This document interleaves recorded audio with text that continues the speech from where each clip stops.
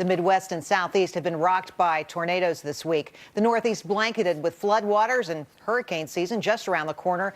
If you're a homeowner, are you prepared enough for the next natural disaster to strike your area? Spencer Houldin is the president of Erickson Insurance Services. Spencer, thanks for coming by. Thank you, Jerry. All right, so I read a survey that says 64% of Americans are not adequately covered if their house was lost to some major disaster like we just described. Does that sound right to you? I think that's probably correct. I review homeowners policies all day long and have for 20 years, and I find people are underinsured. Last summer, the Independent Insurance Agents and Brokers of America did a survey of over 1,000 households, and they asked a lot of questions about disaster preparedness. And one of the questions they asked is, do you think you have the right insurance?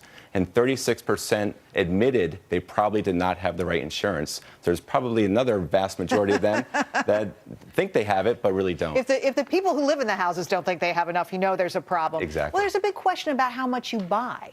Because at the end of the day, you can't just take the value of your house and then buy insurance to cover that number. How do you make that calculation? You need to look at replacement cost of the house, not market value. Obviously, if someone lives on 10 acres versus 1 acre, the market values are different, but the cost to rebuild a house is the same. A lot of people also don't factor in the foundation. They think that if there's a problem with the house, the foundation will always be there. But it's not true. In the event of a fire, that foundation could have been compromised from the heat, and therefore you have to rip it out.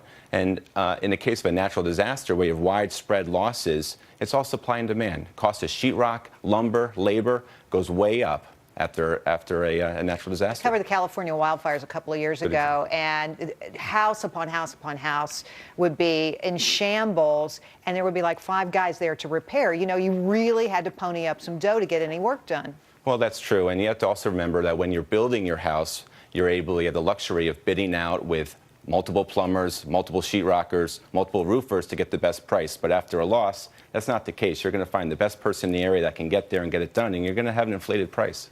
All right, so let's talk a little bit about what the typical homeowner's policy covers, because people always get it wrong. It does not cover flooding unless you actually buy some kind of protection from the federal government. That's a correct statement. It doesn't cover groundwater or surface water rising, which is known as flood.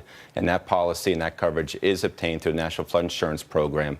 And a lot of people learn that the hard way. Yeah. Well, Spencer, let me ask you this question, because my understanding of the federal policies is that they only cover damage up to $250,000.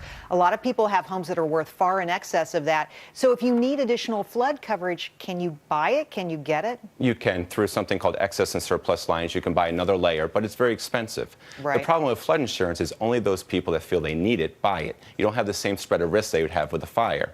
So everybody in the high areas don't buy the coverage. You don't have the same pot. And so it is very expensive. What about wind damage? Who covers that?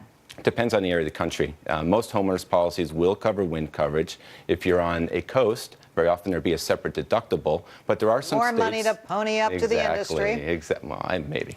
Yeah, also some states such as Florida, where a lot of most companies will actually exclude wind coverage, and South Carolina is another state we see a lot of exclusions. They have to buy a separate policy to cover the peril of wind. What would you tell people who are worried about what's going on with the weather this summer, this spring, about how to check and make sure that they've got what they need? You really need to work with a professional agent, and I recommend a Trusted Choice agent. You can find them on the web. They work with multiple companies, and they're professionals that can take you through various contracts. Despite what the industry has done on the auto side, many consumers think it's a commodity. It isn't.